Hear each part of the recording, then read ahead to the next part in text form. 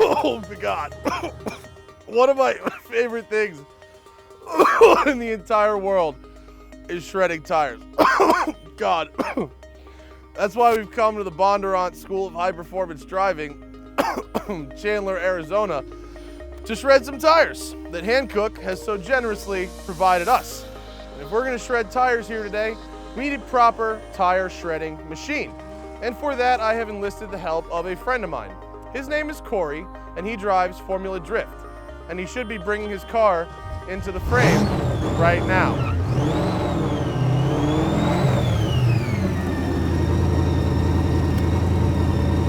That's right, Formula Drift Nissan 350Z Blown LS3 today on Tune. Get the hell out of here. Woo!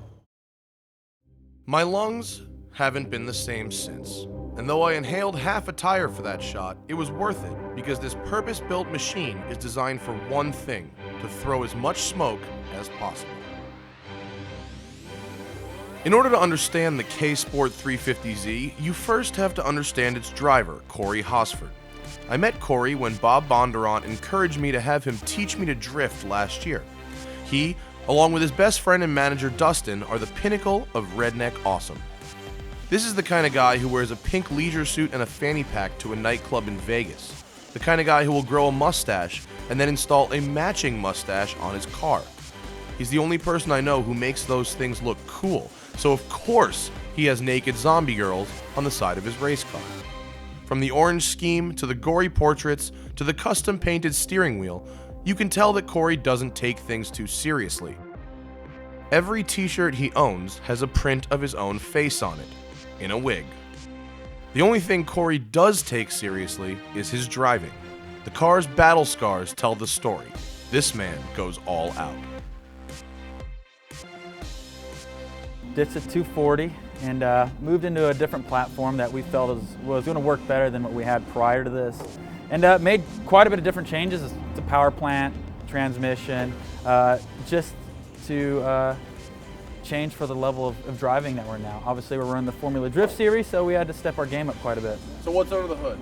So we're running a LS3 base block with a Magnuson supercharger. Makes about 800 horsepower. And what's the car weigh? About 2,800 pounds. So good. So it's fast. Yeah, it's fast.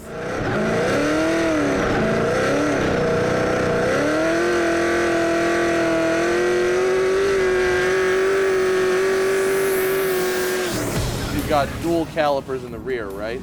Yeah, we're running a separate brake system for the hydraulic handbrake. Yeah. Just so there's no interference with the foot brake and the hydraulic handbrake if they're running on a single system.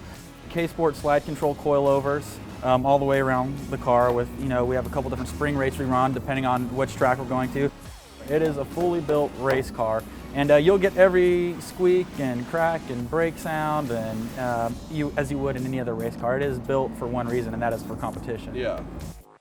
Before I attempt to do this, and hopefully don't break your car, I think I need you to show me what it looks like when it's done properly. We could do that. Put your front seat and yeah, see what she does. Let's go drift. Let's do it. Oh, that's hit me in the nuts. Before we hit the track, I got a little bit of warm up on the skid pad, far away from hard things and soft people.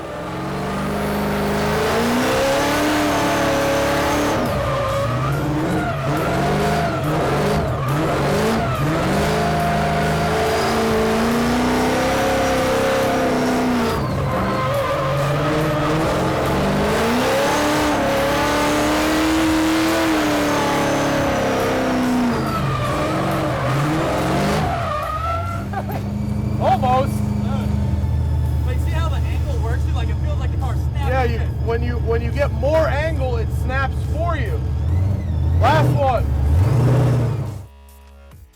What makes a drift car as opposed to just a regular track car? Well, suspension setup is a big part of this. We run quite a bit of a reverse rake in the car to get a lot more rear grip. Okay. And a lot of people think drift car, you want to set it up loose, but this thing is set up extremely tight.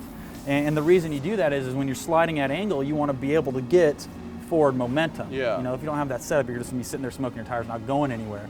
So we set the suspension up purposely to get grip at angle. So we add a lot of reverse rake and also the steering geometry. You know, we have a Part Shop Max steering angle kit that'll let us go over about 56, 57 degrees of steering angle when you're at full lock. And that's at that point, it feels like you're almost going backwards, doesn't it? Oh yeah, if you really wanted to, you can huck this thing in or backwards. You know, and that's a big part of it, is you got to get that style points, but have, you know, the acronym and the angle to work together so you don't run out of room. After a year of attempting to drift street cars, I finally got to learn what a proper drift car with a hydraulic handbrake can do. A street car is front-wheel drive compared to this. By using the handbrake to initiate a slide, which I had never done, I was able to start the drift much earlier. I could tell you I drifted perfectly all day, but that would be a lie. Instead, I'll tell you I learned a very valuable lesson. When you think you might lose it, don't try to be a hero and keep it going, or else this might happen.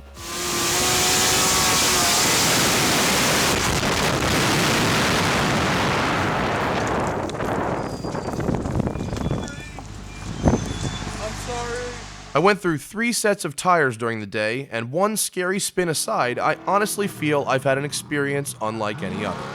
Compared to this purpose-built machine, drifting a street car is like trying to row a boat across a baseball field.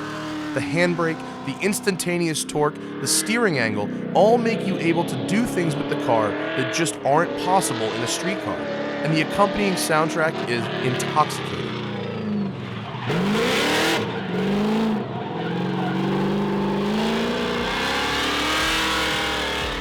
Then, Corey stepped in to show me, and more importantly you, how the pros get it done, with 2 absolutely flawless runs.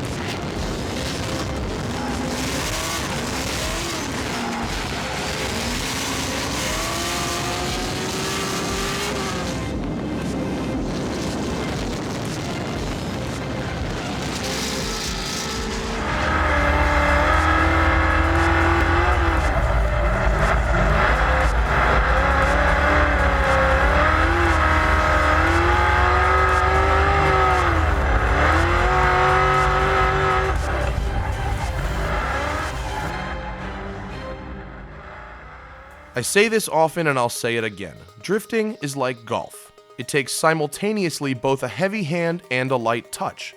Some people think it's stupid, but the people who are into it all like to tell you how good at it they are. And the professionals, like Corey, Chris Harris, and others, make it look really easy. But the truth is that drifting consistently, like shooting a good score in golf, can be very difficult, even for a good driver. Most importantly, the skills needed for either a quality golf game or to become a great drifter are the same. Years of practice, lots of money, and a great big bag of balls.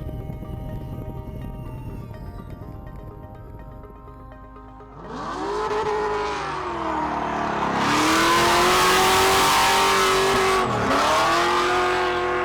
want to shoot an intro where Corey does a brake stand and I come out of a cloud of smoke.